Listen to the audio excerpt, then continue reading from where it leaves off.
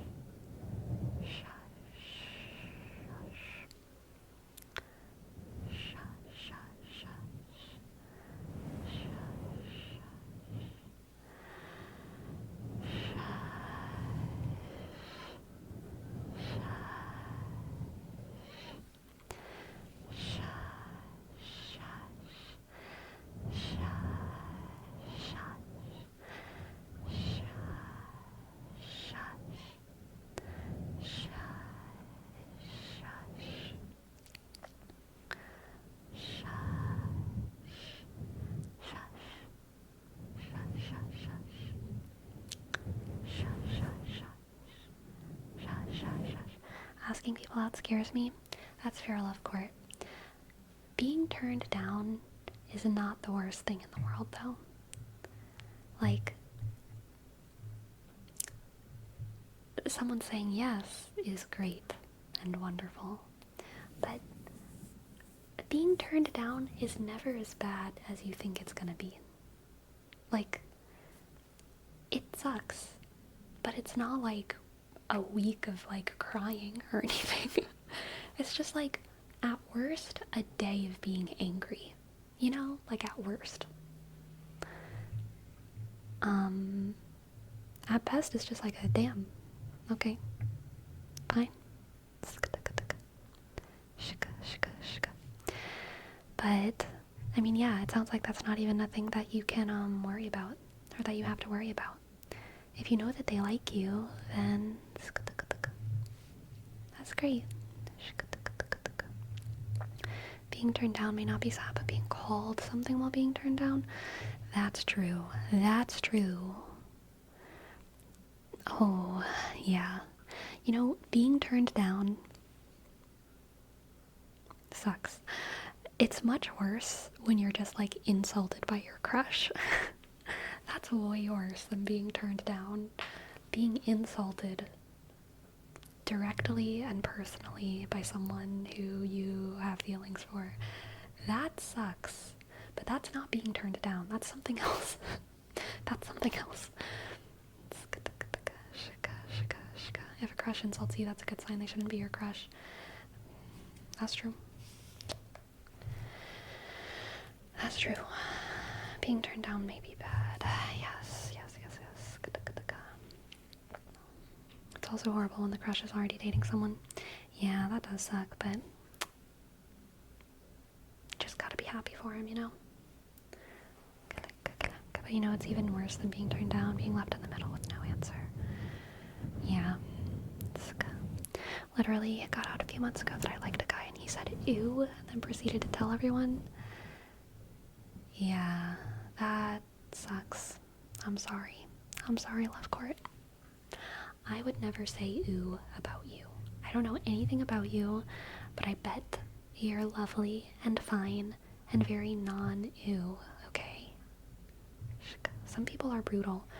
Some people don't even realize how brutal they are. Some people don't realize how much their word affects you, you know? Which is like your own fault, because you never asked them out. You never told them your feelings for you. So whenever they're very mean to you, they don't even know how much they're crushing you. But they are. And that sucks. That sucks.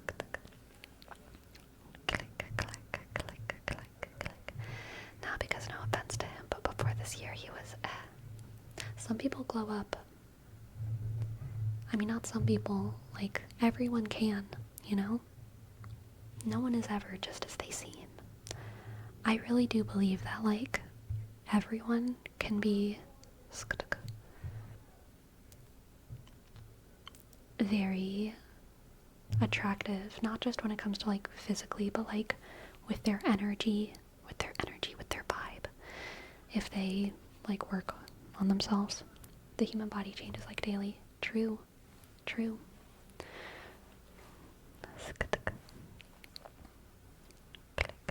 Confidence goes a very long way, KFC Serbia.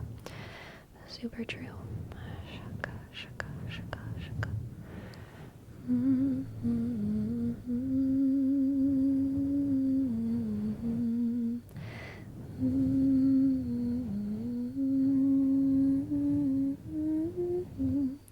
Have you ever had to deal with turning down somebody?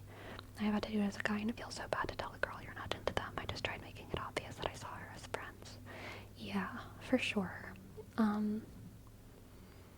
Yeah, I've turned down people. I'm trying to think of... I think it really only happened once. Like, there were guys... No, it did not happen once. Okay, so there were guys definitely in high school. Definitely in high school I turned people down.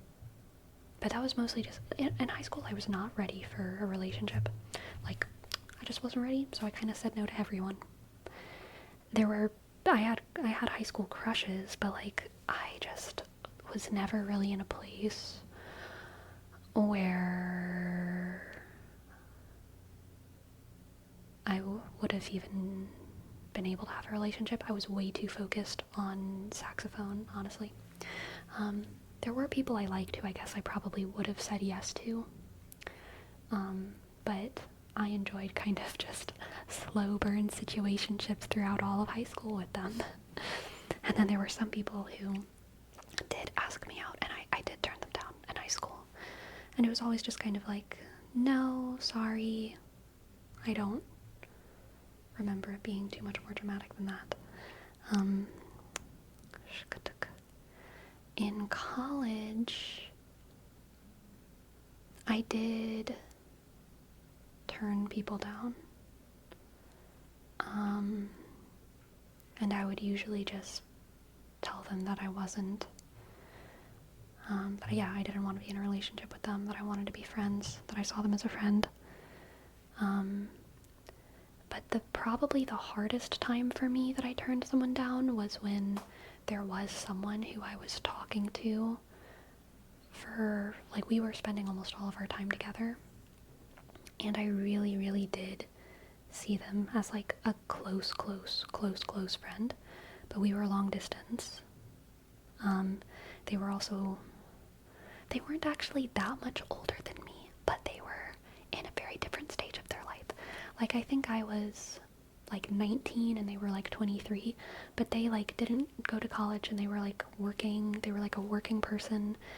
And I was like in college and I felt very young, and they were in just a very different life situation from me, to the point where it was like impossible for me to like see them as like an equal, which is unfair to them in some ways, but not unfair in the way that I think I did anything wrong. This other person already had a kid from a previous partnership, and they were like working hard to like make enough money to support their baby, and like dealing with a divorce at like a pretty young age. Like, they were I was like a kid, and they were like doing very adult things, and they had to grow up very fast because of their whole life story. So I was, in my head, I saw them as like a 33-year-old, even though they were like 23. And they were wonderful. They were one of the best, like, most wholesome friendships I ever had. We really like watched anime together. We watched anime. We watched anime. We played video games, and we just talked. We would talk for like hours. There was like probably at least 1 year where we were hanging out like almost every night together, you know. And they asked me out a couple times, and I said no. Well, that sounds like they were always asking. It was really like they asked me once very, very early on, and I said no, and then it wasn't brought up again for a very, very long time. And they didn't really ask me out again. Months and months and months later, they asked me kind of like why I didn't want to go out with them, because I hadn't really explained it before. I just said no. So they were like, what is it that makes you not want to go out with me? And I just told them, like, I feel way too young. I know I'm not actually that young, but compared to you, I just feel like I see you as so much of an adult. And I just don't feel like I could do that right now. I don't remember their response word for word, but we remained friends. And we remained friends for a very long time. They're still someone who I have a positive relationship with, although we don't talk pretty much almost ever. But they're like one of my stars that never goes out there in the world. That, yeah, they're still a good person. But yeah, that was probably the only time that I turned someone down, and I felt the weight of it. Other times whenever I turned people down, it was always just like, nah, and then I left. And like, I didn't care too much about them, and they didn't care too much, hopefully, about me and my response. That was the only one. That was the only person where it felt weighty, because they were such an important friend to me at that time. And I think I was like an important friend to them as well.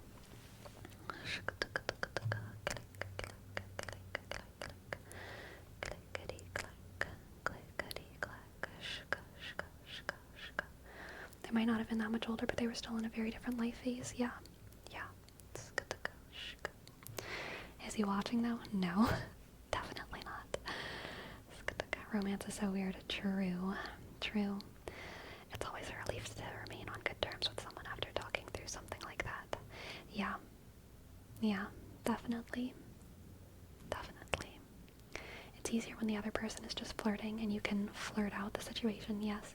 But I had some cases in which a girl declared to me, and I felt weird, and I didn't even know how to respond. I was like, but you know, I'm into X right now, and also same, I never had anything serious, but really slow situationships, yeah.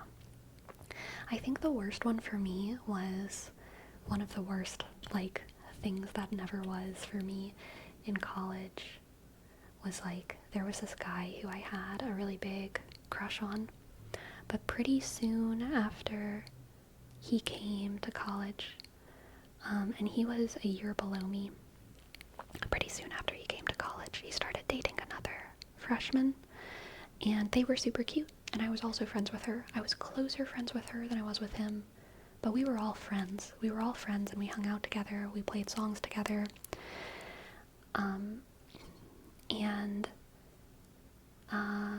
I had feelings for him, but I never told him anything, and I was just like, stay out of that, because I thought their relationship was super cute, and I really cared about this, like, girlfriend that I had. But then towards the end of the next year, so I guess when they were sophomores, she cheated on him, which I don't know what the whole situation of that was, so I don't even want to, like, I'm pretty sure he, like, he was going through a lot of really rough mental stuff, and I'm pretty sure he started, like, ghosting her. So I think that was part of why she cheated. So, like, a complicated situation. I don't see either of them as, like, villains. They were both just, like, college kids going through a very stressful time, and I was too.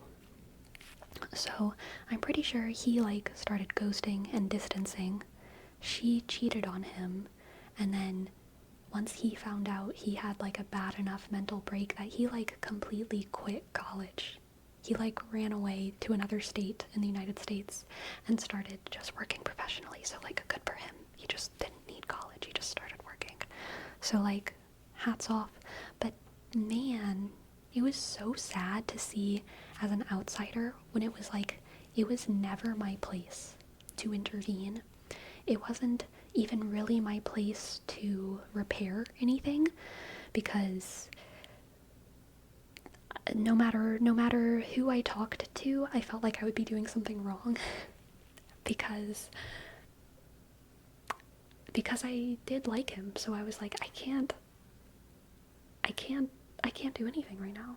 I just have to stay out of this. And I did stay out of it, and then he, like, disappeared forever. So goodbye. But that was definitely, like, a sad one.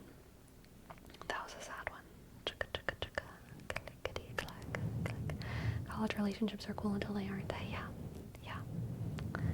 Shaka click. Right. And this is a time in their lives when they're still learning to handle their emotions. Yeah. And I remained friends with that girl. Like, she was one of my best friends throughout all of college. I love her so much. So even though, she did something that was definitely wrong, like, I literally don't hold it against her at all. Like, I just love her. I love her. Even though I haven't talked to her in years, she remains so wonderful to me. And yeah, it was just a confusing college situation. Shit like that is why I wrote poems and music. Yeah, for sure. You can in good conscience support a side. Exactly, Destructicon. Shaka, shaka, chaka, chaka, chaka, click, click, click, click. Yes, it is time for me to go on a break. It is time for me to go on a break. So I shall go. Farewell, everyone. I'll be back in like 5-ish minutes for more stories and tingles and who knows what else, okay? I will be back soon.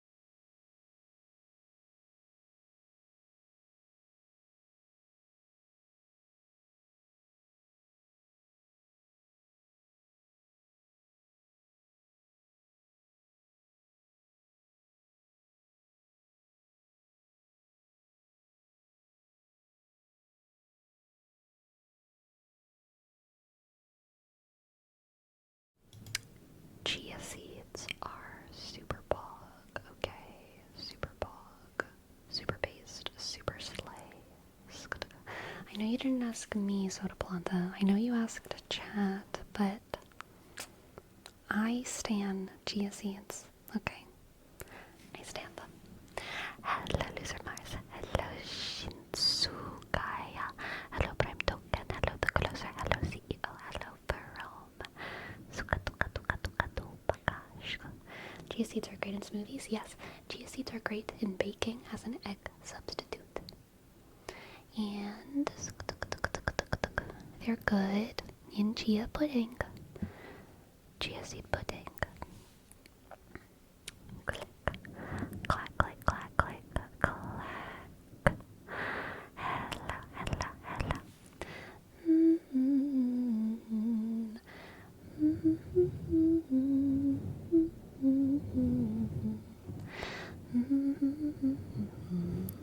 Hey Sleepy, the one thing about chia seeds is that when I pour them on a bowl, they fall in such a weird way that I think they're alive.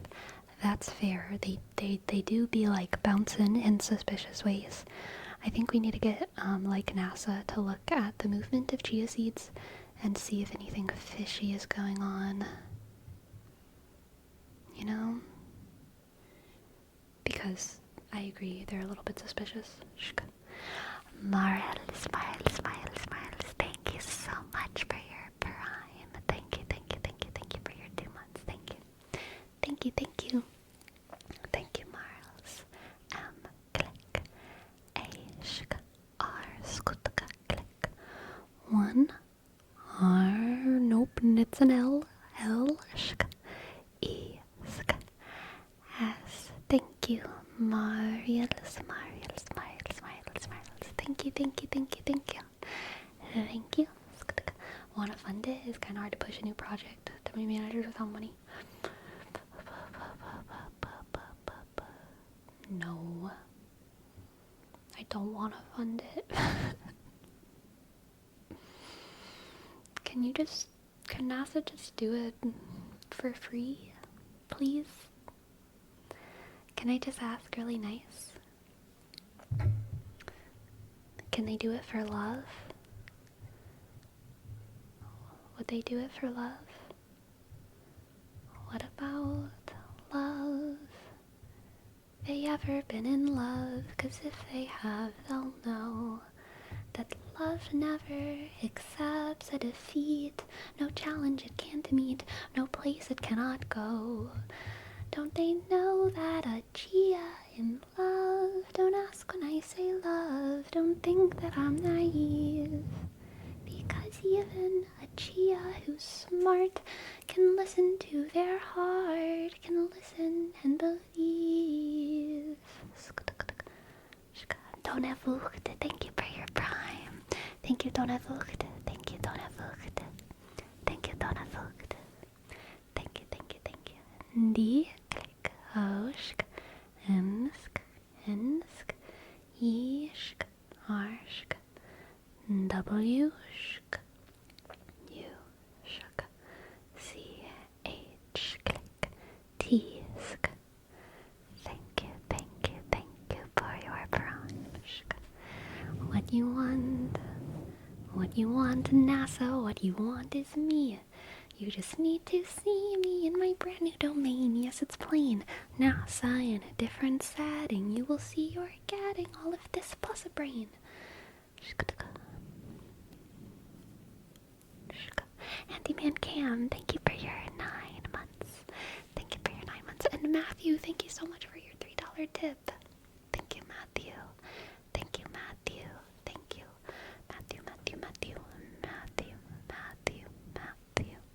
And Handyman Cam, here's your name, Trace. H, click. A, N, sk, D, click, Y, sk, M, sk, A, click, N, sk, Underscore. K, sk, A, click, M, Shka. I'll meet you there at NASA with a book in my hands. Big sturdy book, big wordy book, full of words I'll understand and write. There is where you'll see it's true. NASA, what you want is right in front of you. Exactly. Y'all know.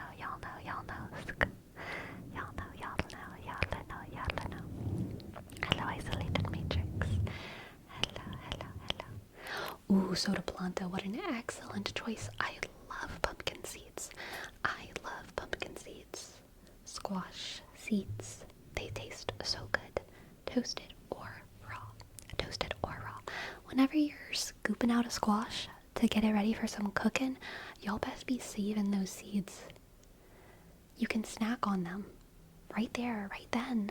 Or you can rinse them off and toast them. And you can put salt and pepper, or you can put cinnamon and sugar, or you can put whatever combination of ingredients you want, and they'll be delicious, okay? Toka. Shka. Suka. For Sleepy, similar to the topic we left before break, what's your opinion on somebody going out with somebody that they know they have feelings for you, but you have no feelings for them, and most likely just want to play around? In my opinion, it's bad. It feels like taking advantage of somebody's feelings. So I never went out with somebody that I knew had feelings for me, unless I had feelings for them too. Yeah, I agree. I don't know. So, like, everyone is different. But for me, if I don't have feelings for someone, there is no joy in going on a date with them. I don't know. I don't understand people. Yeah, I don't know. I've never even heard of that. I can understand someone feeling conflicted and, like, not knowing if they like someone, so giving them a chance, and, like, maybe it works out or maybe it doesn't. But I don't know. I can't even wrap my head around the idea. I would never enjoy a date with someone if I knew I had no feelings for someone. Why would I say yes to that date? That would be a horrible time, personally. Like, wanting to play around, like, what does that even mean? like if I have no feelings for someone and they have feelings for me, I would not like it if they held my hand. I would not like it if they touched my hair. That would not be fun. So I don't even understand, like, play around in that context. But I guess there are some people who like that. But I don't know how to handle that situation for people who enjoy those things. So I don't know.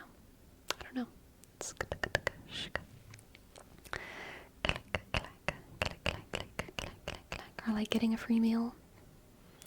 If you want free meals, go work at a restaurant, okay? If you want free meals, stop throwing away your squash seeds. Going on a date for free food is... no.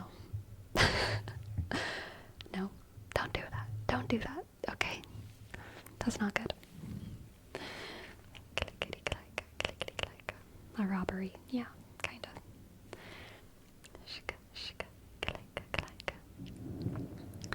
You know, y'all know how they say, what's your type? I'm the kind of person that my type is reflected by who I have feelings for. I would never be able to date someone with no feelings. People get attractive to me as feelings develop, not just because of their physical attributes. Yeah, that's a vibe. But some people look at physical attributes first and don't take into account the emotional side. Yeah, like, I definitely, the emotional personality connection that I have with someone is so much more important than the physical thing. Like, so much more important. There's plenty of attractive people in the world. I would not date even half of them because that does not matter near as much as their personality, just near as much.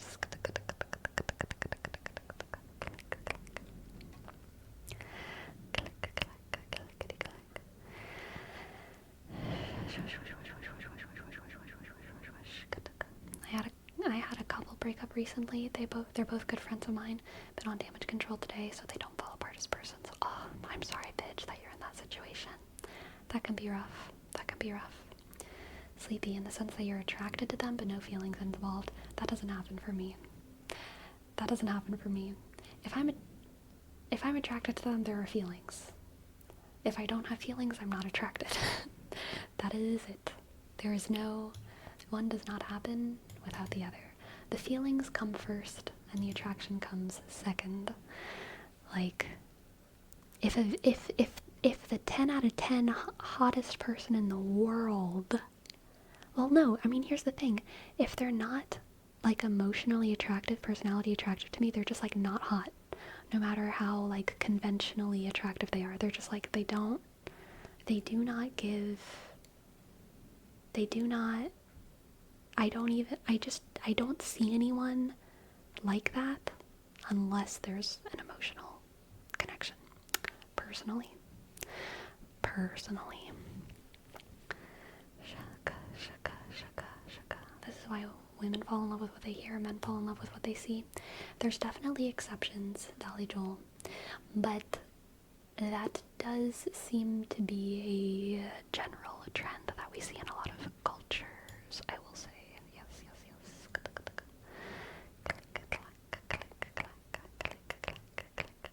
Do you have someone you're crushing on now, Sleepy? We don't gotta get personal, Saggy.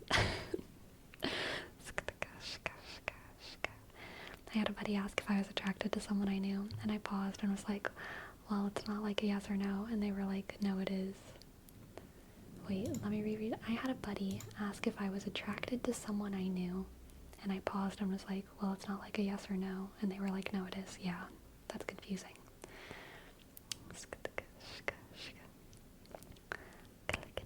Hello, Nova. Recognizing someone as being conventionally physically attractive and actually being attracted to them are not the same thing. So true, KFC Serbia. So true. So true. So true.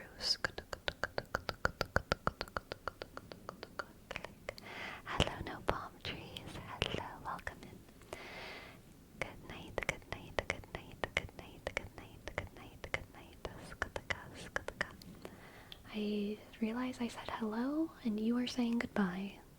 So goodbye. Good night, goodbye, good night, goodbye, good night. Sleep well, sleep well, sleep well.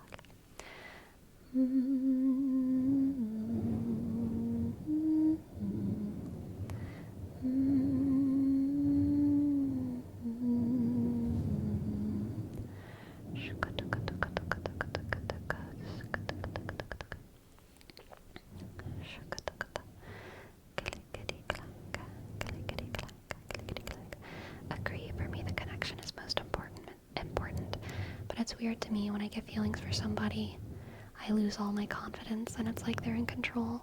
When I just find someone good looking, but that's it. I have all the confidence in the world, but it's not the part that I like.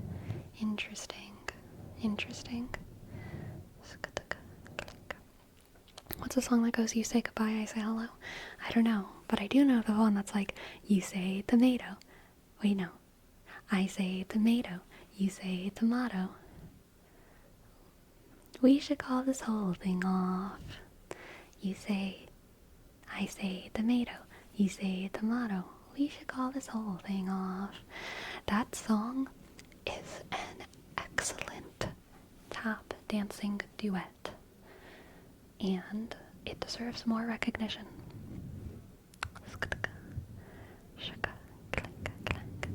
It's a Beatles song. Oh gosh, I do not know Beatles songs.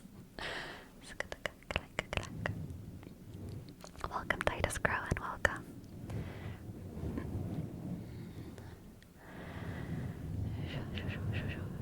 Do you like live jazz? Heck yeah, heck yeah, heck yeah. I like live jazz so much better than non-live jazz. I actually find like recorded jazz boring like 80 to 90% of the time. But watching jazz be performed is only boring like 20% of the time. Live music is always interesting, but like live jazz has the biggest difference for me. A lot of like recorded jazz, just jazz pieces that are like on Spotify or whatever, they do nothing for me, like nothing at all. I'm bored and not entertained and press next.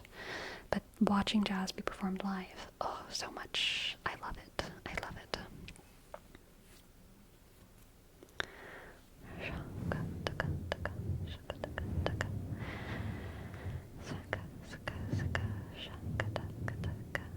I thought I was the only one who felt that about jazz. I was in jazz band in high school, and I was like first year saxophone in jazz band, so I had like a lot of solos and stuff, and I felt really guilty because I didn't actually like jazz. You know what I mean? But I was pretty important. But I didn't really like jazz unless it was live. I liked live jazz, but anytime in like jazz band we would be like playing, not playing a song, but like listening to a song being played, I was like, this is not enjoyable. This is boring. This is boring. This is boring. But I liked performing it. I liked playing it myself, and I like watching other people play it. Jazz is such a beautiful form of music. Have y'all ever seen a trumpet player battle against a pianist who takes the lead? It's like a battle of solos, and when one wins, the other has to follow along with their tune. Ah, yes, yes, yes. That's always fun. That's always fun, fun, fun, fun, fun. Making the rounds of solos in jazz bands. That's always good.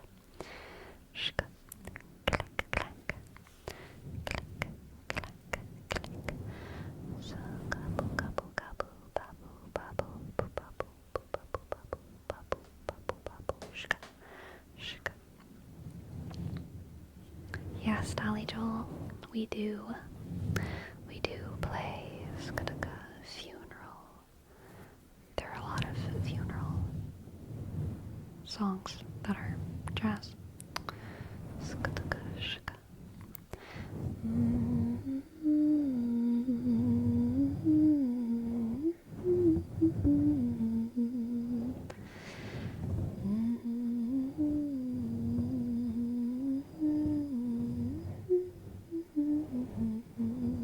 Hello, Jaraya. Hello, Jaraya.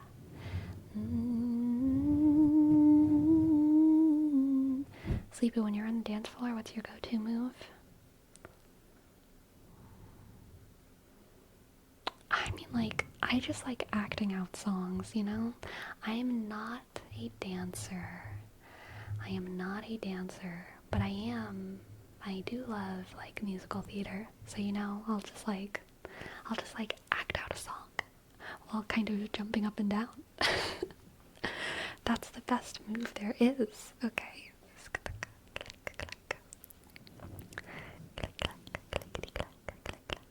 I like dancing like while I'm doing things, you know what I mean? Which is like the musical theater like move. Like while you're cleaning, while you're cooking, so you kind of do like everything with like a little like dancer's flair, but you're not really doing dance moves. You're just flouncing about the space dramatically. Flouncing dramatically. That is my favorite dance move.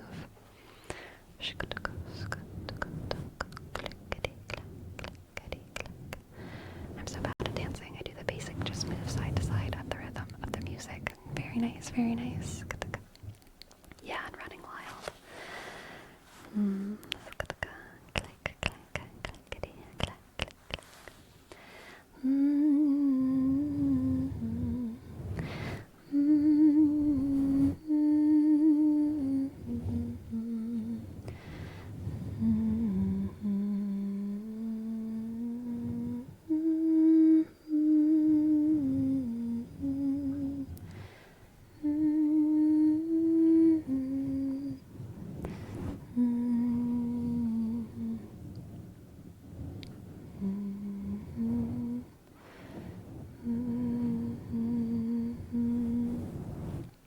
Us gym bros can do workout motions as dance moves. Very nice, yes. Gotta squat it out. Squat out every song. Soup and salad, thank you. Thank you so much for your sub. For your 3 months. 3 months, thank you, soup and salad. S-O-S-H-K, U-click, B-S-K, E-S-K, N-click, S-A-S-K, L-A-S-K, D. Thank you, soup and salad. Thank you.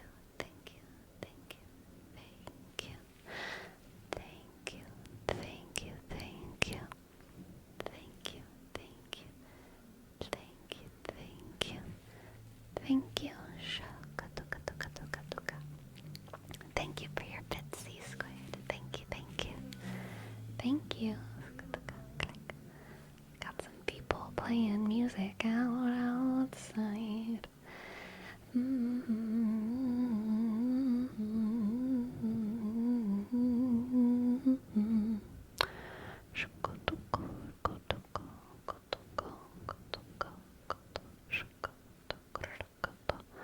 They did. They heard we were talking about dancing.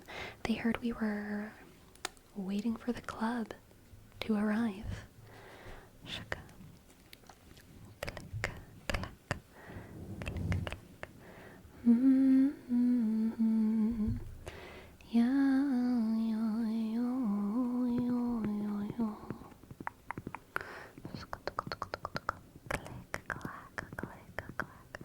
Sleepy, do you like clubs? No. I've never been, but no. I've never been, but no. I know it's a no. I know so deeply and positively it's a no for me, okay?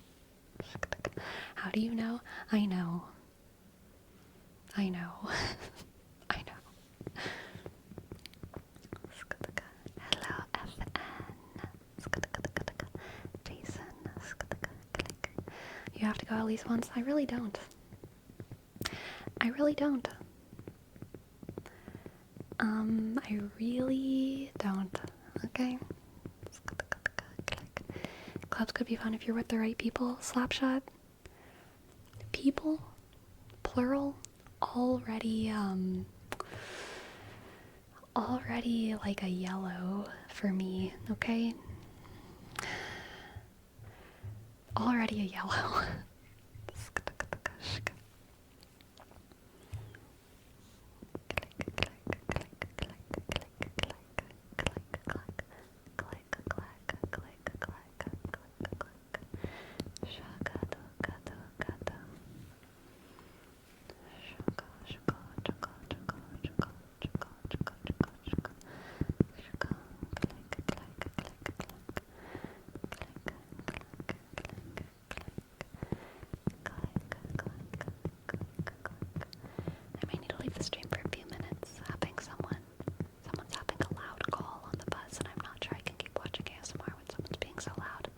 That sucks. Sorry you're having to deal with a loud bus.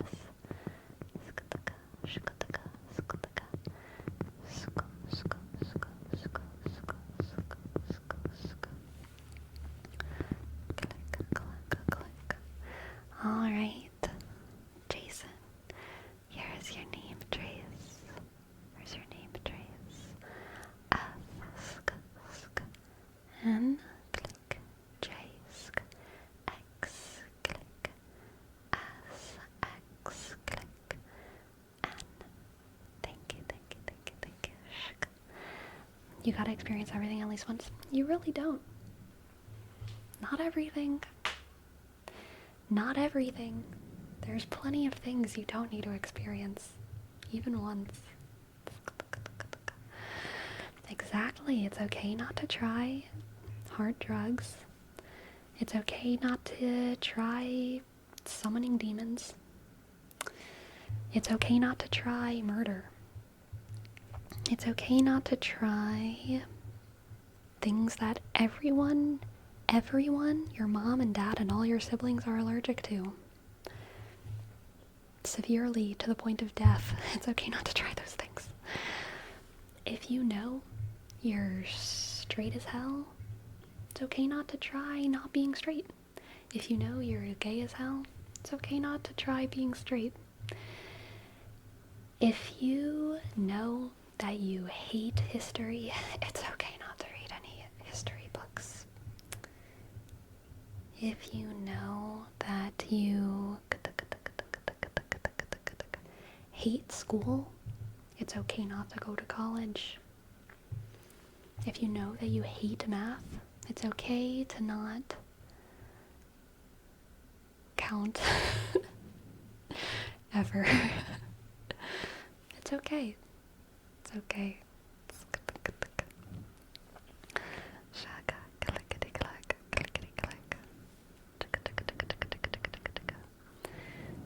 You don't think there are some books that are important to read or movies that are important to see?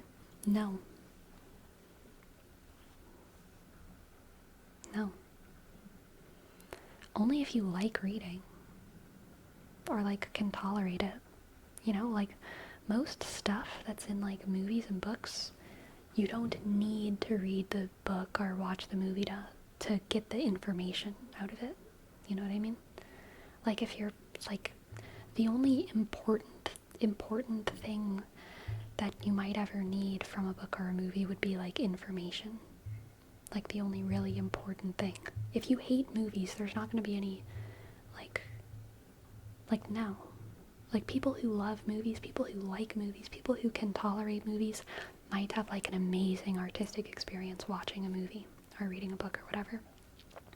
But people who hate reading, people who have, like, really bad dyslexia and also hate reading, so, like, reading isn't a fun or easy experience for them, they're not going to have, like, an amazing, beautiful artistic experience like reading a book. Like, if there's important information in a book, someone else will describe it or explain it to them. And it'll be fine. It'll be great. That's interesting. I think there are some things that should be required viewing. I don't. Do you have something you hate? Probably. Clubs. I don't ever need to go to a club. Sleepy hates saliva. That is true. Oh my god. Nail on the head, Saggy Iguana. That is true. I hate saliva.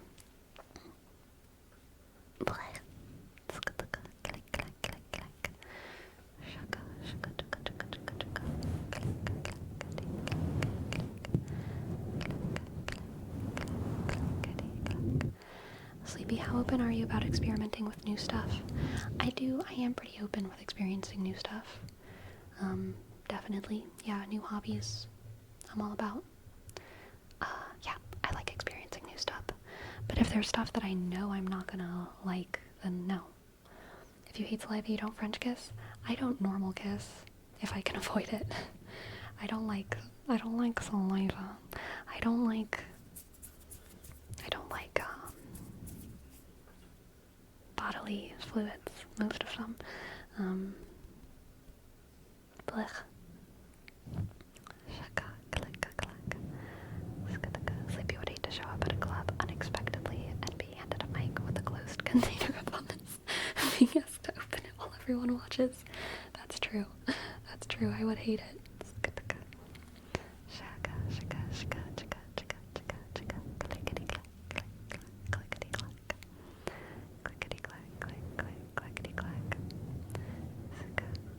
Wait, you actually don't? You're missing out?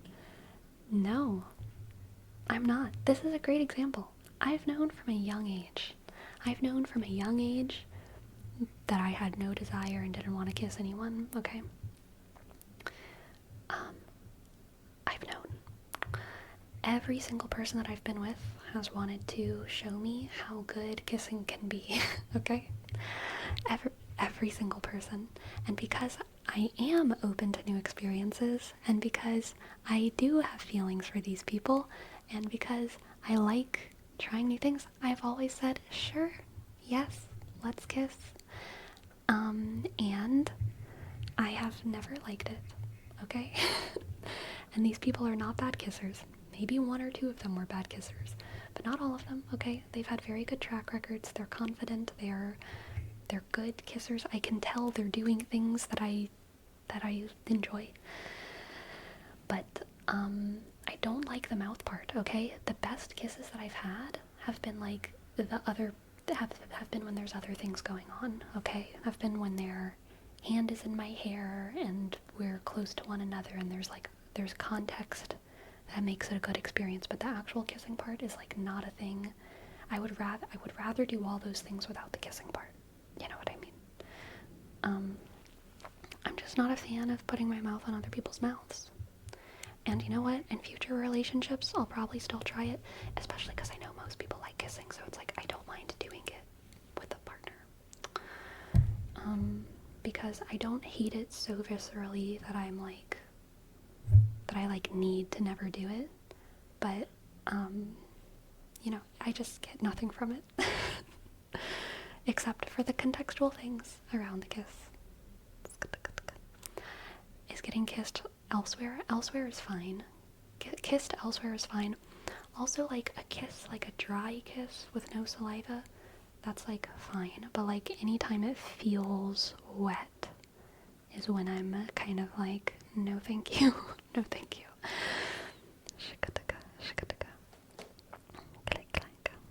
Yeah, kisses on the cheek, kisses on the head, A+, love it. Totally fine. Totally like it. If it is wet, though, if they do, like, give me a wet kiss on the cheek or the head, even if I enjoy it, afterwards, I will, like, wipe it off. Probably, like, with a sleeve, you know? Like, I can't help it. I can't help wanting to, like, get it off of me, but, it's fine.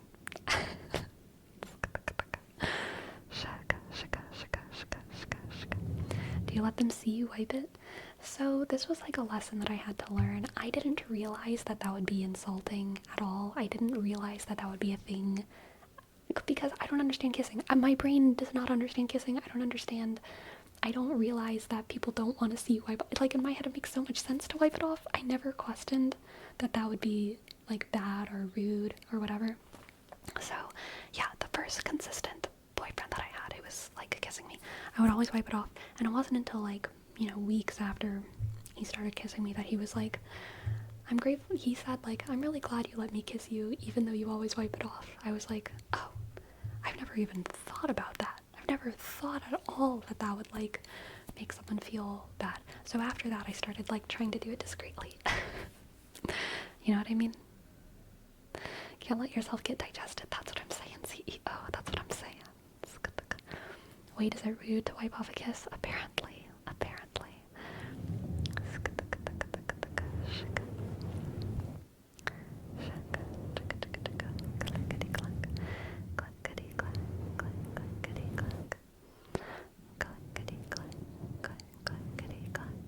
Are you also averse to cat or dog saliva? Yeah, I have a little bit more tolerance because I know they can't control it. Whenever a human being slobbers on me, it's very much like, what the fuck?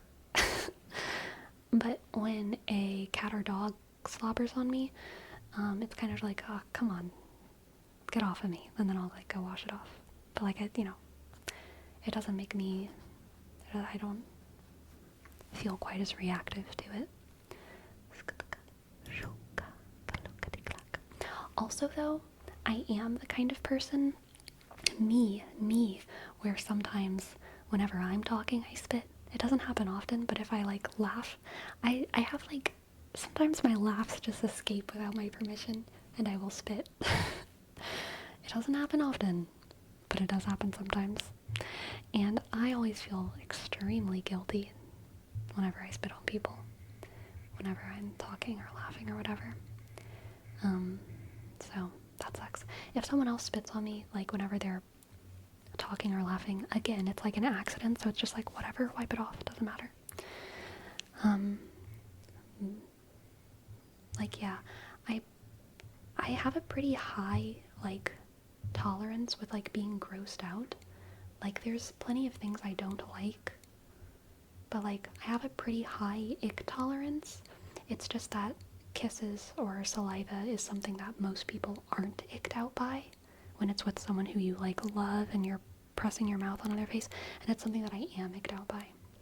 So it's like, it's not something I want, it's something that I'm grossed out by, but I do have a very high, like, ick tolerance. So, you know, like, a dog licking my face is, like, gross, but I'm not gonna, like, hate the dog if it does that. Similarly, if someone who I love kisses me, it doesn't make me, like, hate them. It just makes me feel like that's enough. You know? This all seems very reasonable, though, to be fair. Thank you, Jiraiya. Thank you. How about doodling? I love doodling. Doodling on skin is great. Hello, anime birder. Welcome in. welcome in, welcome in, welcome in. Are you disgusted by all wet things like sweat and stuff? So like, a sweat is something that I feel guilty for being grossed out by, because like, some people are just sweaty. I'm sweaty whenever I'm running around, whenever I'm in the gym. And it makes me feel guilty that like, yeah, sweaty people do ick me out. So like, but again, it's about having like the high ick tolerance, you know? It's about eating grandma's food even though she completely forgot salt. Like, I do not like sweat. I am grossed out by it, but like, I don't mind. It's just like, yes, people are sweaty. We're all sweaty together when we're at the gym. I get it. But, ooh, I will say, whenever guys, this can happen with girls too, but it's more common with guys because more guys have short hair and more guys sweat more. Whenever guys are really sweaty and they like shake their head like a dog and that hits me, that really grosses me out. But again, that's because they're doing something. They're not just sweating in their shirt and being uncomfortable. But like, they're doing something that is disgusting. And I hate that. I hate that very much. That sounds awful. It is awful. That's new for me. I'm glad we agree on that. The real E-Sweezy. Why would you shake your head like that? I don't know, because you're stupid. But they do. They do sometimes. Meanwhile, the guy shaking off their sweat in the gym thinking that they're doing something sexy. I know, saggy. It's so bad. Please. It's not. It's not. Bro's got a bro. They can bro somewhere else, okay? Please bro somewhere else. I go to the gym every day and never seen that. So to be fair, I've never seen it actually happen in the gym. I've seen it happen in like sports. Runners, I've seen runners do it, and I've seen people who play sports do it. Okay.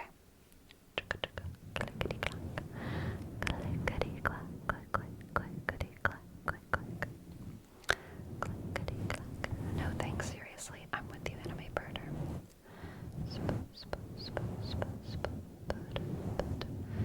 Sleepy, what if somebody wants to give you a hug while they're sweaty? It depends on who they are. It depends on how much I want to hug them, okay? Because I am grossed out.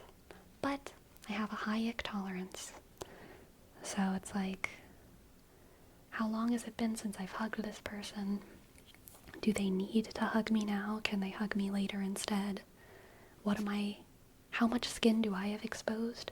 If none of my skin will actually touch them, if I'm wearing like a hoodie and like pants and like, then like, it's kind of okay. But like, no, I do not want their sweat to touch me. I would rather it if their sweat did not touch me. But if it's like, they want to hug me after the soccer game and we won't see each other for a week, and like I'm a little sweaty too, then like I'll consider it. But I will be grossed out by the sweat, but I will also like love them because they're my teammate and I will be able to get over it. You know?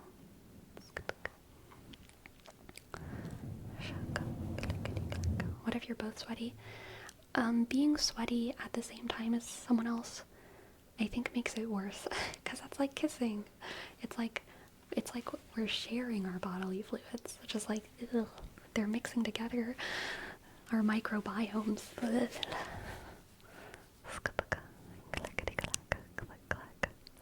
This is a lot of calculation for otherwise common physical interactions. Okay, neurotypical. Okay, neurotypical. Whatever.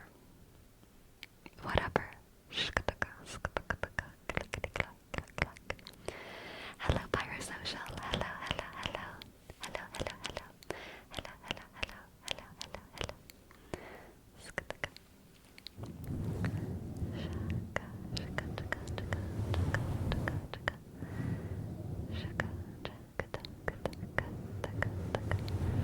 Are you very sensitive to smells?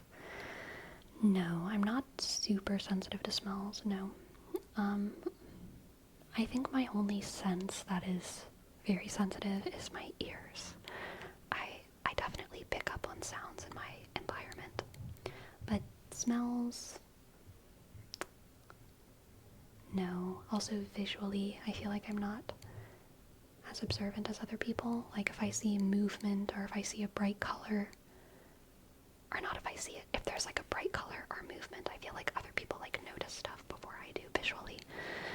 So I'm not super sensitive with my other senses, but I am sensitive with my ears. Yes, anime birder, I agree with that. Sharing bodily fluids in any way should only be done with full consent and understanding of all involved. I agree. I agree.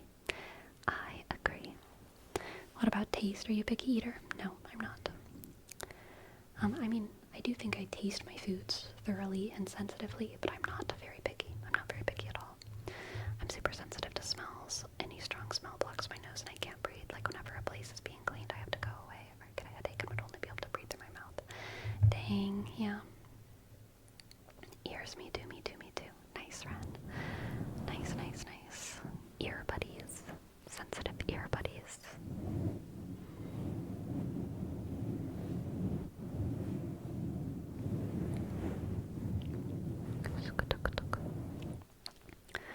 What's the reason behind the repulsion to saliva? I don't think there's a reason, Vidge. I think it's just I think it's just an overactive ick response that I have. It's pretty common for people who have OCD, and I have some like OCD tendencies, so it's like there's a pretty large overlap between bodily fluid ick and OCD. So yeah, I mean, I think it's just monkey brain. Yep, monkey brain say bad. Yep, yep, yep.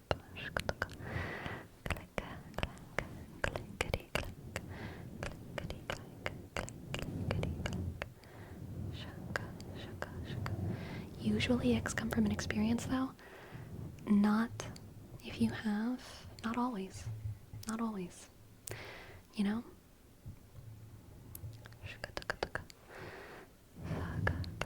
Like,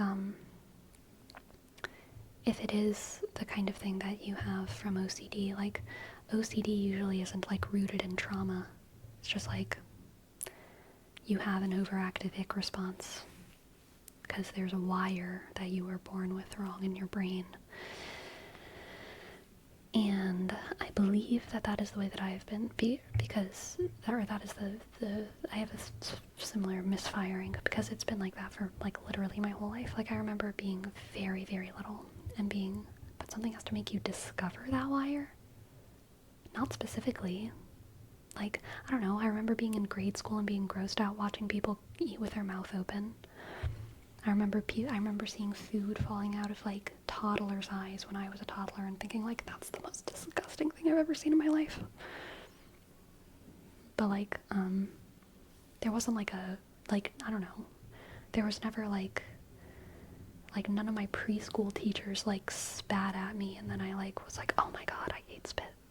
That didn't happen. It was just, like, it's just always been, like, a thing.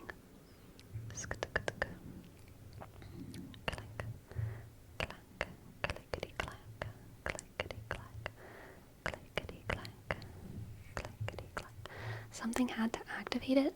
I don't think it has to be something that's in your conscious memory, you know? Like, it could have happened when I was a baby. It could have happened as I was coming out of the womb, okay? And I think it probably did happen before I was remembering things.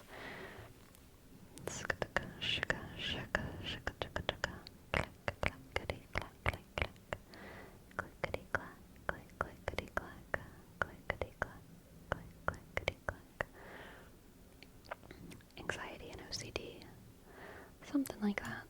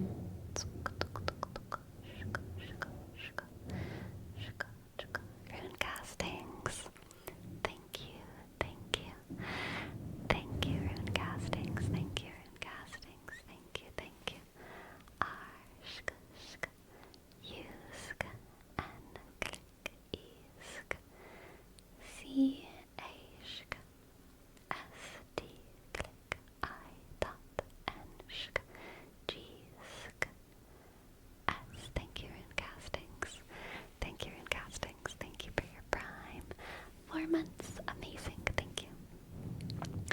Neatrix says on a different note, showers have to be boiling hot for me, otherwise they're broken. Oh yeah. I'm with you there. I like a crazy hot shower for sure. Small croc. Thank you for your name, Trace. S M click click Oshk double L underscore C R shk O C shk. Thank you, small croc. Thank you, small croc. Thank you, small croc. Thank you, small croc. Thank you.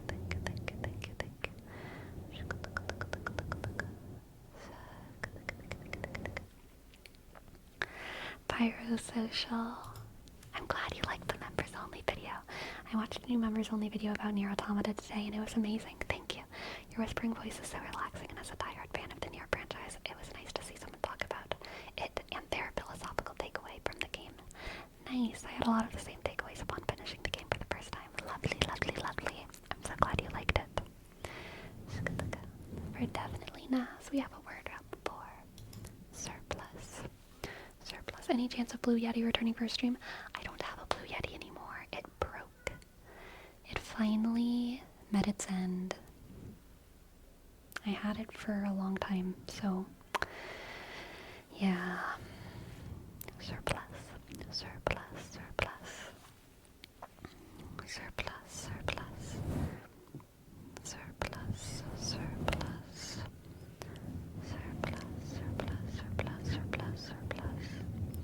I'll post it after stream. Sleepy, do you want to fill the Winnie the Pooh's pathology test too? I don't know what it is. I don't know. I'm leaning towards no, but I don't know what it is. So, I don't know. Surplus.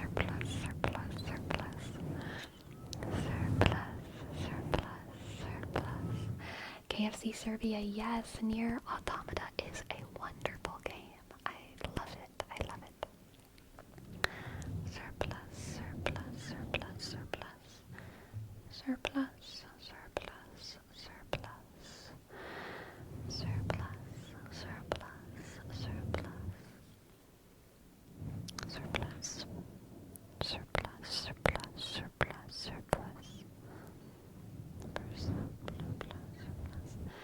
What animal will I take to Howard's?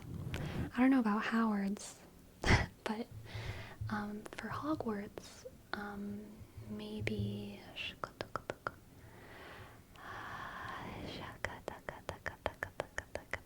probably a cat. What about Dillard's? I'd probably sneak in a chinchilla under my coat. For Sears, probably a chinchilla. Yeah.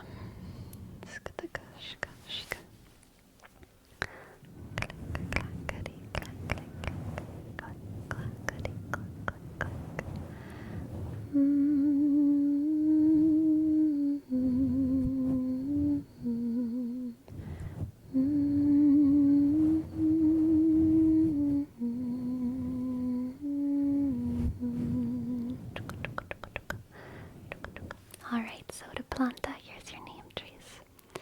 S-O click D-sk A click B-shk L-A-sk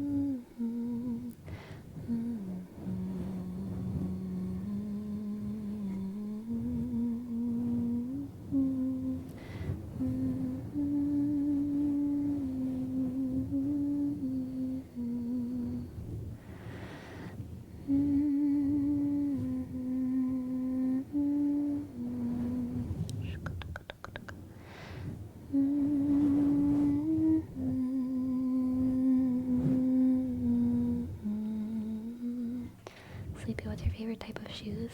I mean, obviously it depends on what I'm doing. Like for function or for fashion? Are we talking function or fashion? Because definitely barefoot shoes for function. Alright? I'm on the barefoot shoes hype train. Where are my barefoot shoes? I've used my barefoot shoes so much. I'm gonna be right back. I'm gonna show you all my shoes.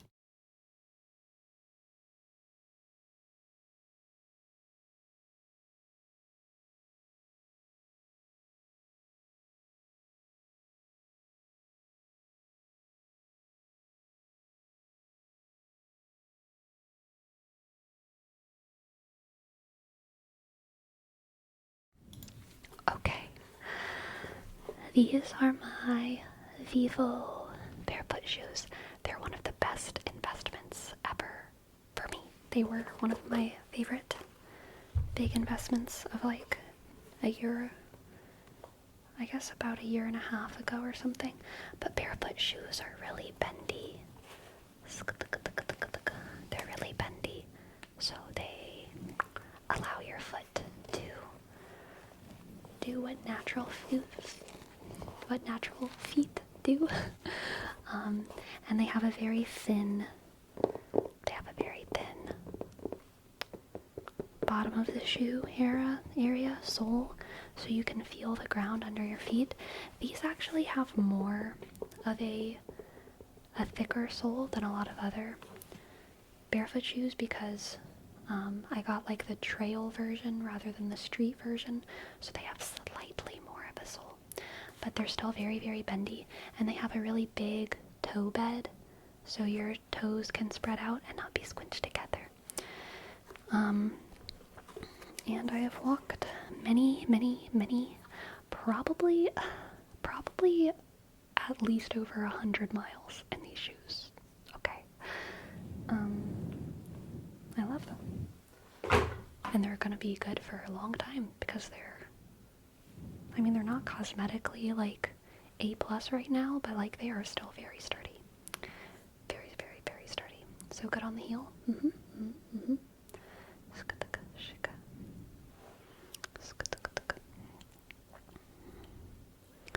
It's not like your feet has actual contact with the ground. Yeah, no, it's supposed to like simulate barefoot walking from like a ergonomic standpoint, but not actually be literally barefoot.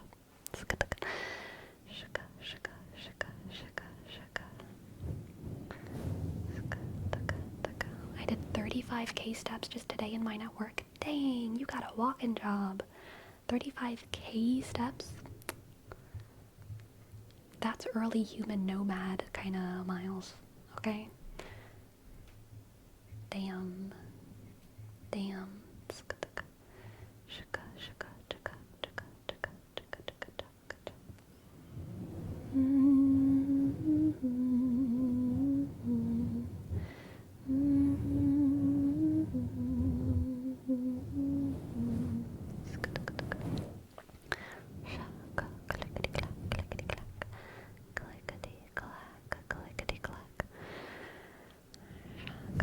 Bro's job title is hunter-gatherer. True. Hello, Ghost Rider of the Underworld. I hope that you're doing well. Welcome in. And Dr. Strangelove, here's your name, Trace. D, click, R, S, D, click, R, sk, A, sk, N, click, G, click, L, O, sk, B, E, click, 6, sk, 6, sk. Thank you. Shuka, duka.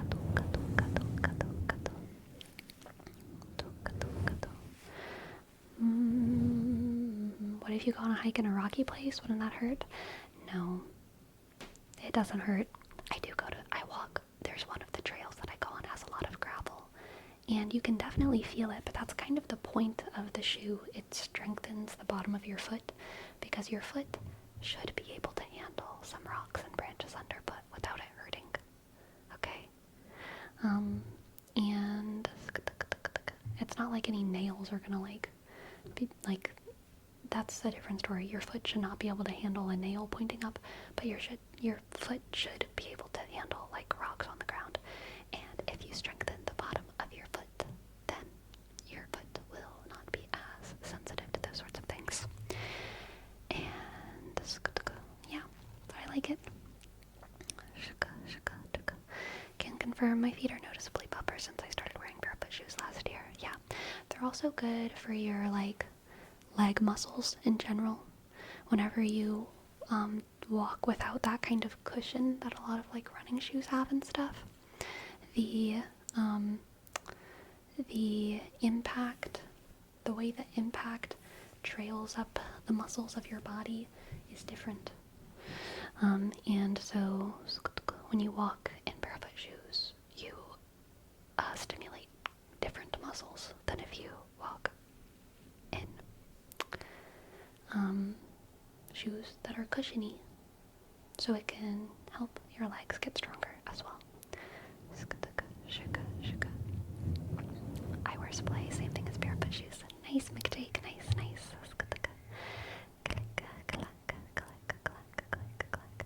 Do you wear socks? Yes, I do. That and the tendons. Yes. But does the skin at the bottom of the foot remain soft? Yes. It does. After walking 15k steps at work, my feet start to hurt.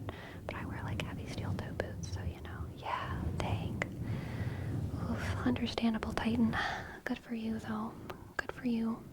Working hard. What brand do you recommend? I've only tried Vivo Barefoot, and I enjoy them, but I mean, I've only tried Vivo Barefoot, so I think all of them are fine. You know?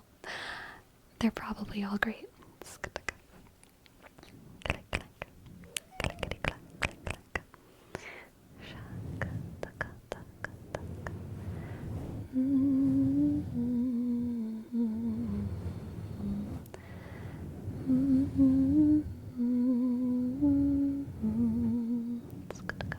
Try out Splay. They're another good brand. They look less weird and more like Vans. Good tip, good tip.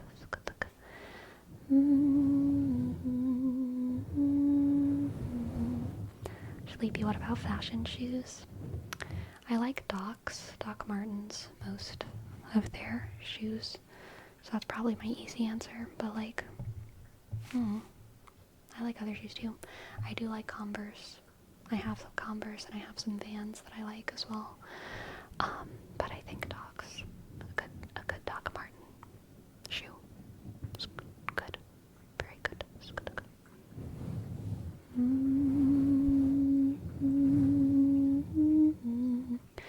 What's your take on Crocs? My take on Crocs is that I have no need of them. But for some people, they love Crocs, and I love that for them. Okay? I love that for them. I just want everyone to be comfy. I want everyone to be comfy and happy and confident.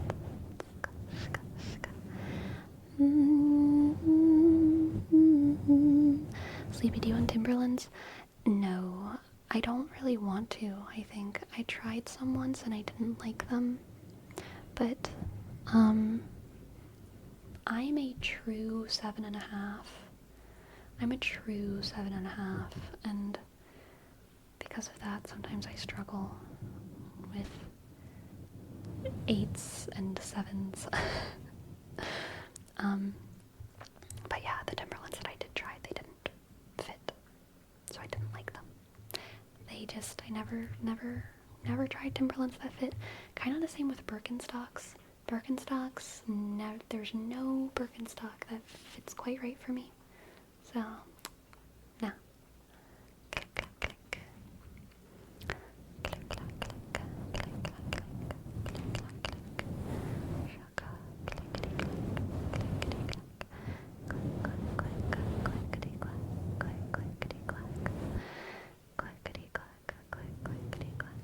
Have you used work boots? No, I've never had work boots. The work shoes that I used to use, I had like nice like Danskos, which like nurses and kitchen workers use a lot. And actually my Danskos, like, I had like some nerve issues in my toe from the bakery that I worked at, and whenever I switched jobs, I don't know, my nerve issues were getting really, really, really bad. They were already bad at the bakery, but then after I moved and got another job, it was even worse because my new job was more static. And even though my job at the bakery was the thing that gave me the toe issue and was generally physically harder, it wasn't static. Whereas the job that I had after the bakery, which was working on like a food line at a restaurant, was very like stand still for most of the day and like, you know, make the food. That made my nerve toe issues much, much, much, much worse. And it was really painful. So I invested in a nice pair of Danskos, and they helped my foot so much. They stopped the toe issue from getting worse, but my toe nerve issue really didn't get better until I stopped working that job. It was kind of just like, yeah, it stopped getting worse. But now it's totally gone. I noticed actually just a couple of weeks ago, I was like, oh my goodness, I don't feel it at all anymore. My toe is completely better.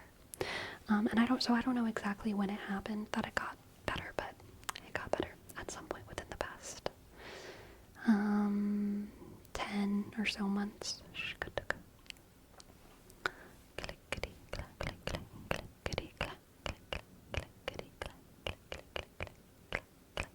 Hello Agan. Hi. I've gotten 4 ads for the Royal Bank of Canada. Dang. I'm sorry, Dr. Strangelove. They're just not catching the hint.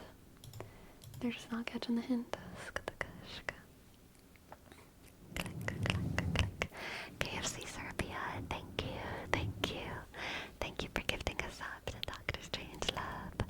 Thank you, KFC. Thank you. K, shk, C. S, E, click, R, shk, B, sk, I, shk, A, sk. Thank you.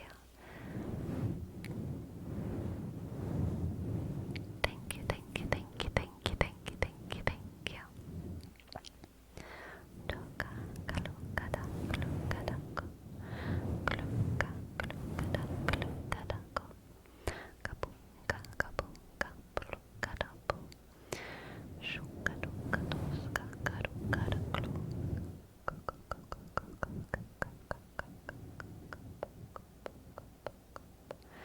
Mama.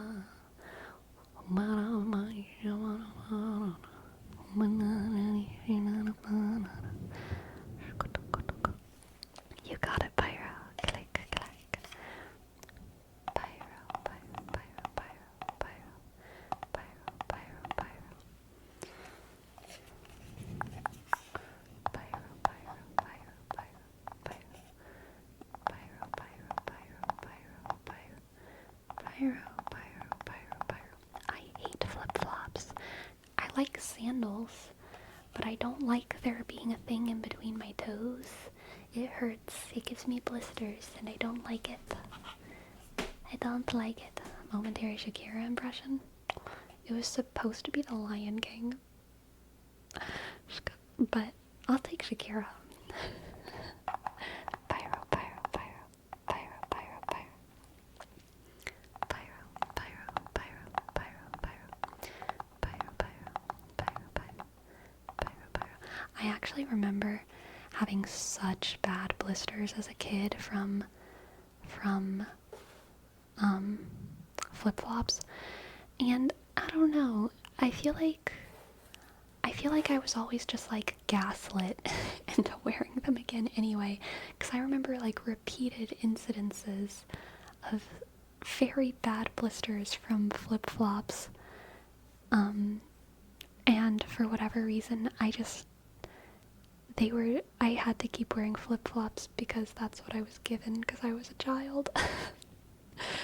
And I hated it. I hated it. Pyro, pyro, pyro, pyro, pyro, pyro, pyro, pyro. Oh no, I was barefoot around the house. I was just talking about like outings and whatever. Wearing flip-flops. Probably like beach stuff, camping stuff. Definitely barefoot inside the house. Definitely.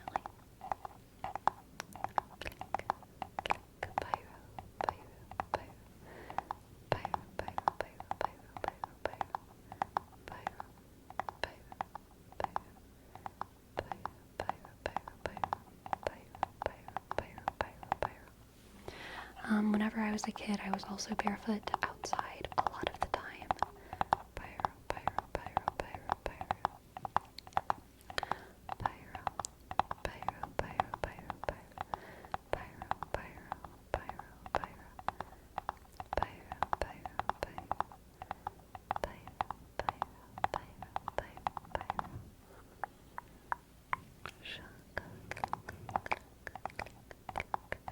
Did you ever get a cut on your foot from stepping on something barefoot? You know, I never got a cut. My two worst barefoot stories are stepping on a caterpillar and it was like a bad caterpillar, and that really, really hurt. I remember that hurting. And then, I think I've told this story before, but I stepped on a banana slug. My family took a trip to California, because I have relatives in California. So it was like a visiting family trip. And I was running around outside barefoot, and I stepped on a banana slug, and it like squished under my feet, and I looked down, and I completely separated it. It was now two dead things, and my bare foot was between them. Very yuck, very big yuck. The caterpillar hurt way more though. The caterpillar happened when I was a kid. The banana slug probably happened when I was like 10 or something, but the caterpillar happened probably when I was like 3, and it was very painful, very painful. Are banana slugs poisonous? I don't think so. I don't think so. Not when you kill them with your foot, but I also think generally no. I think they're like pretty harmless.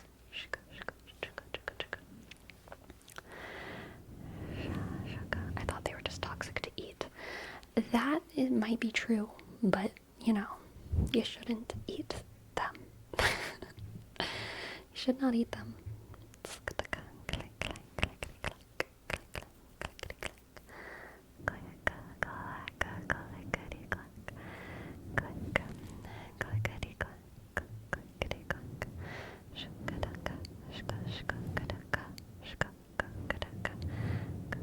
Tell that to the French sleepy. I cannot tell anything to the French. They never listen. They never listen to a person like me. They say that I pronounce.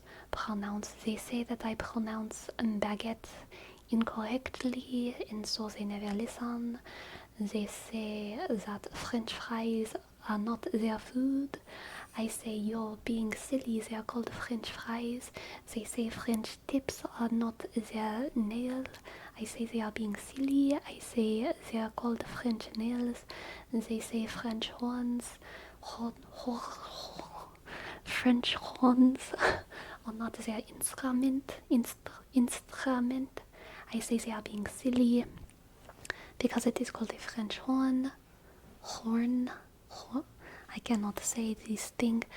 They say all these French things are not their responsibilities, and I get peeved because they obviously are to blame for French horn and French tips and French fries and these French things. They say they do not want responsibility for these things. I say they are being silly, and then they do not listen. They say I say croissant incorrectly. They say I say baguette incorrectly. They say all these ridiculous things, and I do not I do not take their opinion into account because of this. Frankly.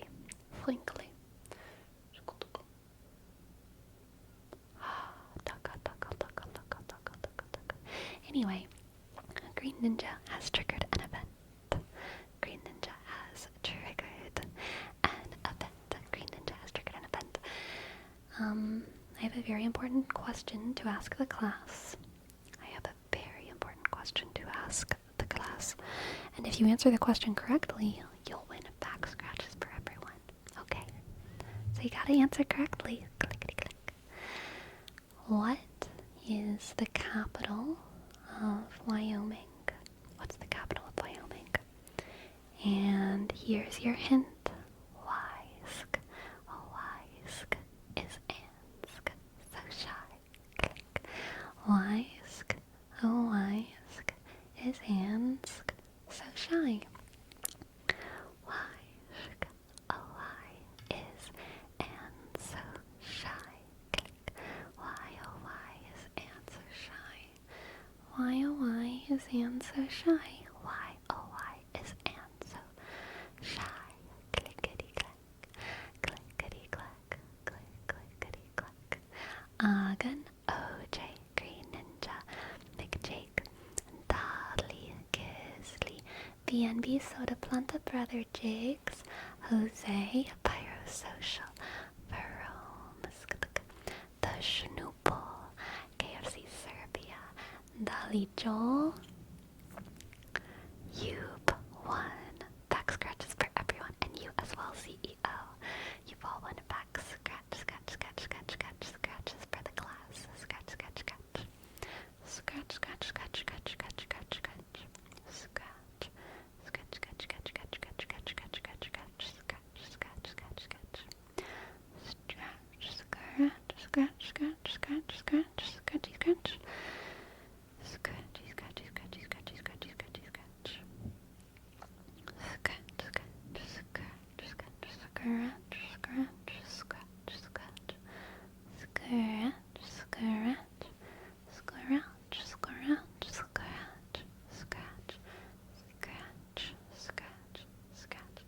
Thank you everyone for giving back scratches to Destructicon, even though they're wrong. Scratch. One day they'll learn the capital of Wyoming. Scratch.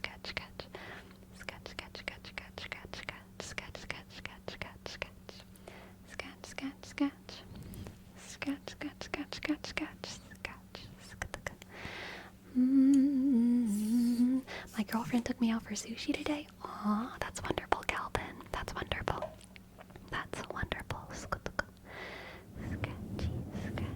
Scratchy. Sleepy, you want to know my ick insect story? When I was a kid, I was helping in the garden, and I was with a pressure washer hose throwing water around. Dangerous. So dangerous. And it was cricket season, so I was pushing them with the hose too. Cruel. And one flew right on my forehead, and me being a dumb kid pointed the hose to my face. The cricket was destroyed, and his parts ended around my face. To this day, I hate crickets. That is horrible from beginning to end, Jerome. That's horrible from beginning to end. I'm so sorry that happened. And make a Jake. Here's your word for Jake, I summon thee. Jake. Hey, Jake, pay attention. Hey, Jake. McJake, come see, McJake. Pay attention, McJake. There you are. Hello, Jake. I need to know, how was your day at the gym, McJake? How was your workout? Jake.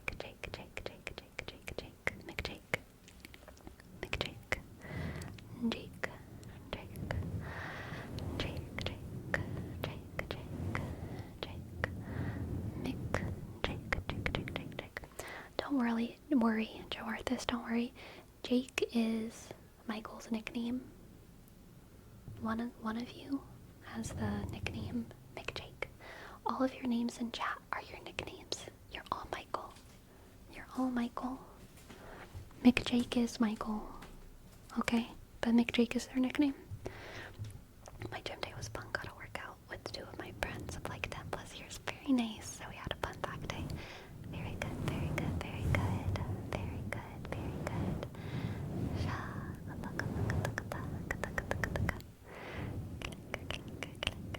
Yes. Yes, biggest Michael. You are Michael. You are Michael.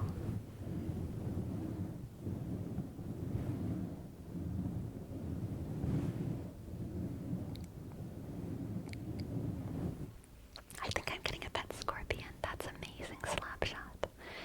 That's amazing. Oh. Vsauce. Michael here. Vsauce. Michael here. Vsauce. Michael here. What are your favorite OG YouTuber? Greetings. Greetings. Huh? Let's go. What are your favorite OG YouTuber? Greetings. Vsauce. Michael here. Vsauce. Michael here. That's gotta be one for the annals.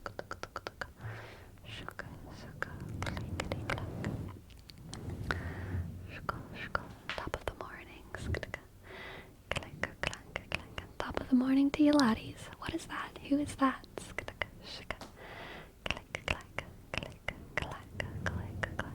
Hey guys, it's Sai Kuno. I don't know who that is either. Jack Skeptic Eye got Jack Septic Eye. Yeah, I never got on the Jack Septic Eye train. I must say, never got on that train. Click. Hello everybody, it's me, Markiplier. I never got on the Markiplier train either, but I am slightly more familiar with Markiplier than Jacksepticeye. I feel like I just saw more of his stuff, kind of. I know who Jacksepticeye is, but I've like never really watched a Jacksepticeye video. But Markiplier, I feel like I've like watched a little bit more of, even though I never really watched him.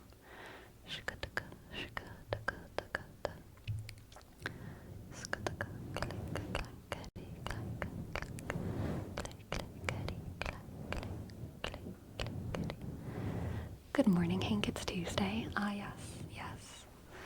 yes, absolutely. Good morning, John. It's Friday.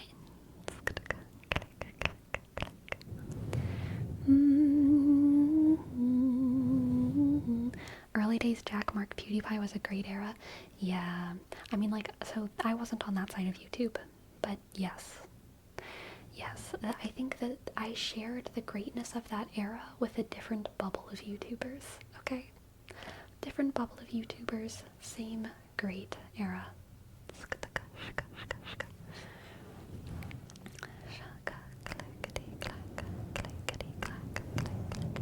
Who was your bubble? So it would have been like the early Nerdfighteria bubble. And then also like Michelle Phan,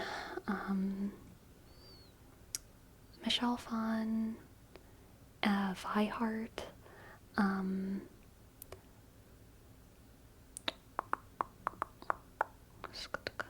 Charlie is so cool, like Dan and Phil, Carrie Hope Fletcher,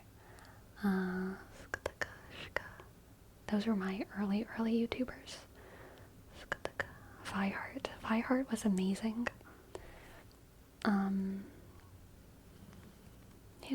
Who else's videos did I like get excited for in the early days? Bubs Beauty, Bubs Vlogs.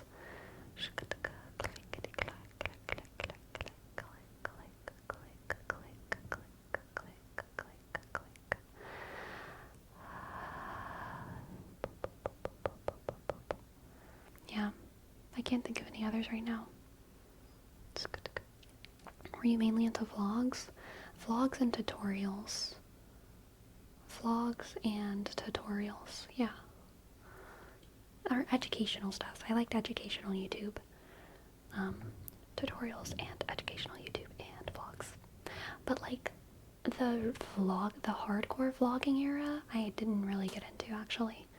Like there was like a whole bubble of like vloggers that I was not in. And what were all of their names? I know a lot of the beauty YouTubers like doubled as vloggers. There was like the two sisters. I never got into like Gabby Hanna, or I can't think of any of their names, but there's these famous YouTubers in my head who are like the vloggers, and I never got into their content as much. I never got into Anthony Padilla? I don't know how to pronounce his last name. Or Kalel, or I never got into David Dobrik. Who are those sisters? One of them has like blue hair and then the other one doesn't. Oh my god, that's gonna drive me crazy. I think one of them is named Nikki, but they were like part of like this vlog bubble that I never watched.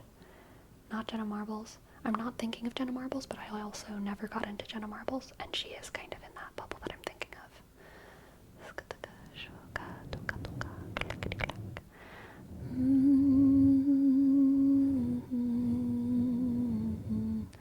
iJustine. I'm not thinking about iJustine, but that is in the same bubble that I'm talking about. Absolutely. Vlad and Nikki? No. Gosh, this is gonna frustrate me. They're both singers. They're two sisters, and they're both like singers. And I think one of them has blue hair. And they're people I didn't watch. So like, I don't even know why I'm trying so hard to remember them, because I know nothing about them. Nikki and Gabby? Yes, I think so. I think so. Nikki and Gabby? I need to Google this. I think I'm thinking of Nikki and Gabby. Nikki and Gabby. Yes, that is who I'm thinking of. Yeah. And are they not sisters? Did I just make that up? They have different last names, but maybe one of them's married or something. I don't know.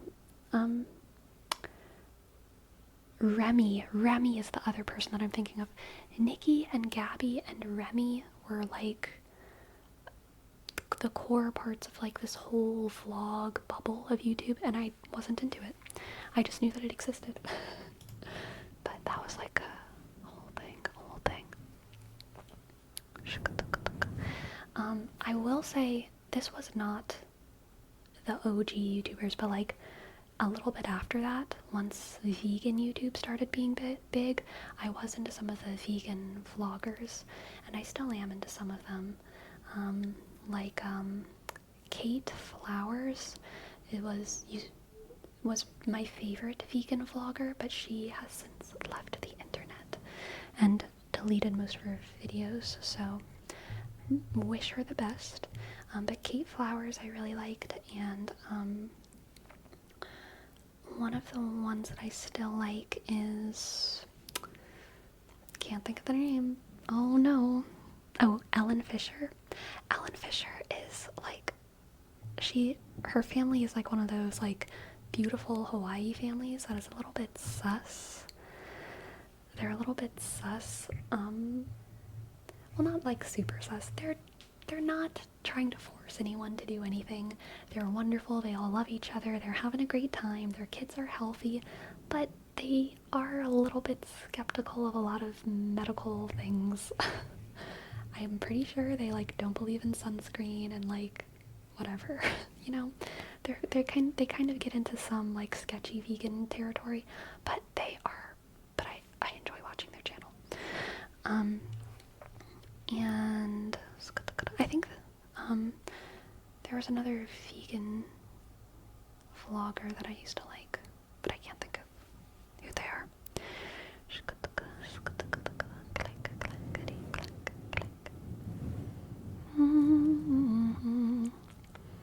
What did they think about the pandemic? You can assume everything that they thought, Hagen. You can assume correctly everything that they thought. But props to them for not preaching it too much. They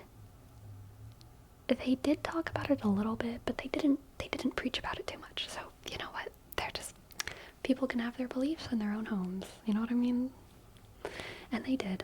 Thoughts on that vegan teacher? She's hilarious and shocking, and I don't think she's doing good for like the vegan movement, but I think that's okay. Like, I think she's hilarious. I don't think every vegan needs to be like, I'm not a consequentialist. I think sometimes people can be absurd and crazy and wacky and like bad for a movement I believe in, but still I'm just so glad for all the diversity that exists on the planet, and she is a part of that. She is emergent from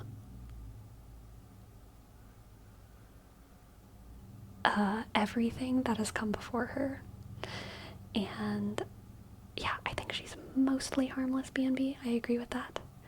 And yeah, I mean, I think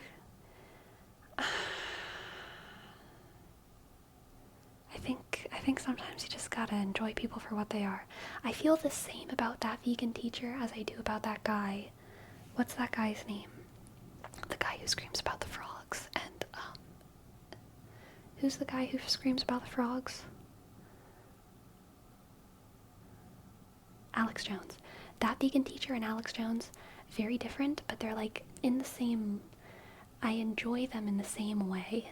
Like, they're horrible, kind of, but they're also like, come on. they're just doing their thing, and I don't think they're mostly harmless. They're mostly harmless. Alex Jones is super horrible. Maybe I've only seen the lighthearted meme stuff of him.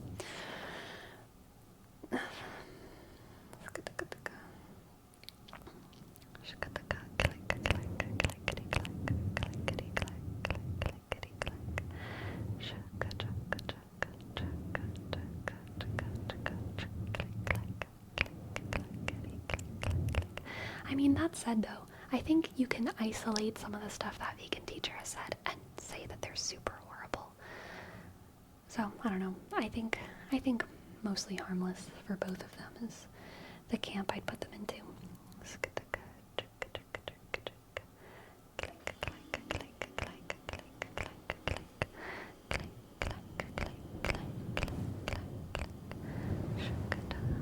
Nikocado avocado. Nikocado avocado is a terror unto himself, and I feel very sorry for him.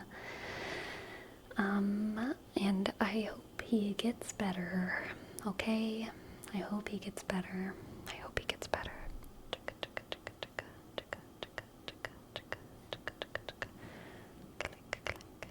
Is he still eating? I don't know. I mean, I haven't checked up on him in a while, but probably so. Probably so.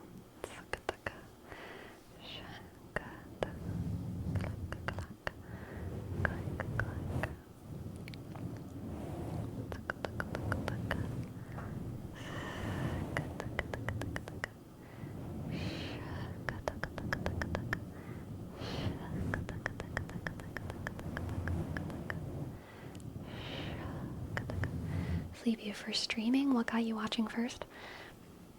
Politics, the politics streaming circle, and VTubers. Politics and VTubers are like really the only streams I've ever consistently watched. There's a couple ASMR streams that I like, but usually when I'm watching ASMR, I'm watching ASMR videos. But the whole like politics side of Twitch and YouTube, I started watching in 2015, I believe. Yeah, 2015, before the 2016 election. It might have even been no, I don't think it was 2014. I think it was 2015. Probably like early 2015. And then I started watching some VTubers whenever VTubing became a thing. And then whenever I found out that live streaming ASMR existed, I wanted to do it. But I didn't really watch it. I just was like, oh, I want to live stream ASMR. I want to do that.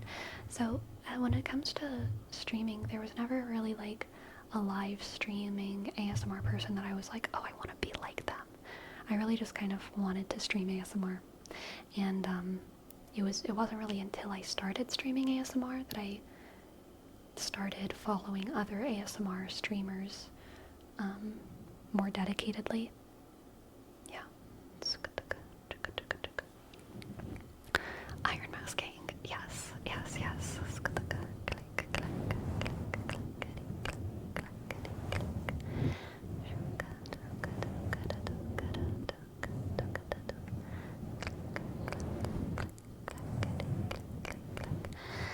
I like to listen about politics, but the issue is since I've worked in it, I either don't like talking about it because other people take my opinions too seriously.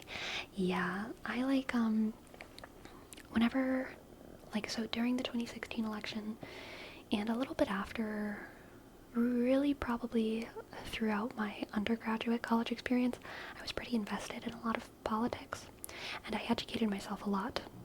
I mean, like, so I was in school, so I was being educated about history and the world and philosophy, so that was like one side of my education.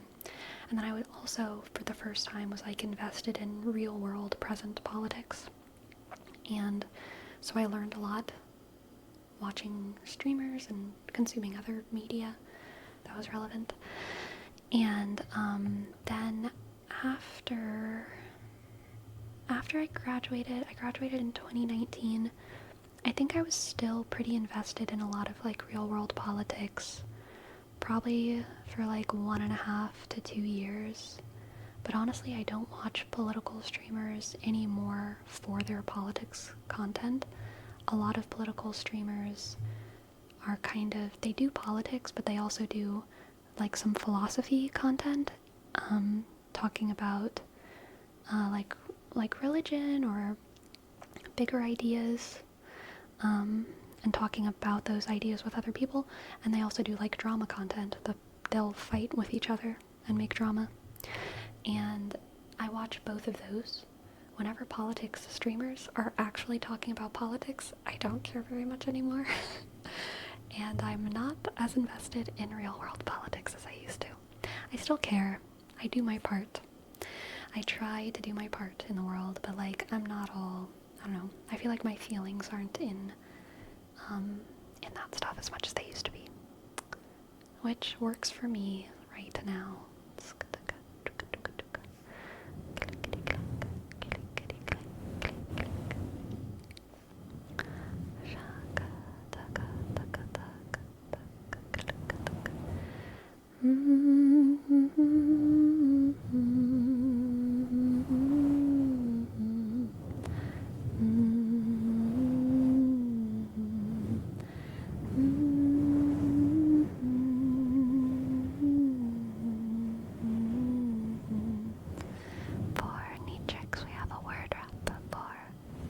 Fluffy, fluffy, fluffy.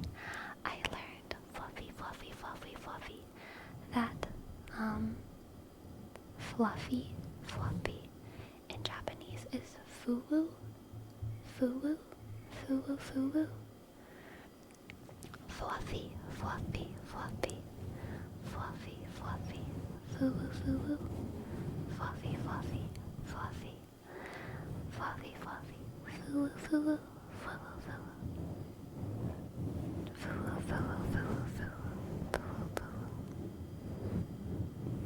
Oh, fua. Thank you, KFC. Fua, fua.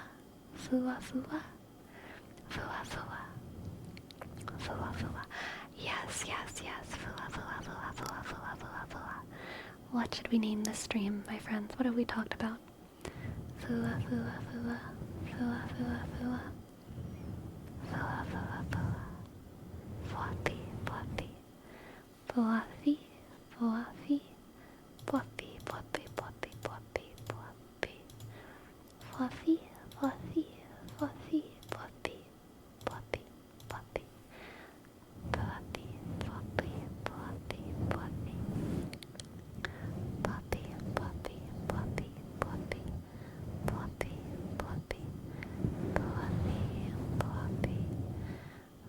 fluffy, fluffy, fluffy, fluffy, fluffy, fluffy. Fluffy, fluffy, fluffy, fluffy. Fluffy, fluffy, fluffy, fluffy, fluffy. Fluffy, fluffy, fluffy, fluffy. Fluffy, fluffy, fluffy, fluffy. Fluffy, fluffy. Fluffy, fluffy, fluffy. Fluffy, fluffy. Fluffy, fluffy, fluffy. Do you ever watch, listen to your own ASMR? No. Unless I'm editing or doing like a quality check, which sometimes I do for my streams. I go back and make sure that the audio is okay. Or if there's any trigger that I tried for the first time, I might try to find where I do it. But no. If not, who do you watch or listen to instead?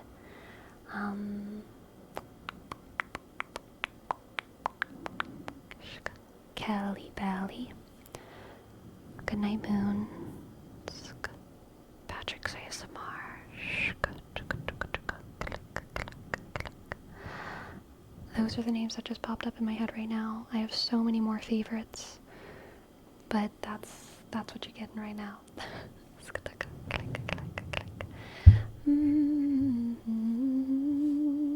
We can't put Fua in the title. We talked about Fua for like 2 minutes. Okay, that's clickbait. That's clickbait. What we're gonna do is... We didn't do tarot for a crazy long time, did we? I mean, I guess we kind of did. I think we did. Tarot.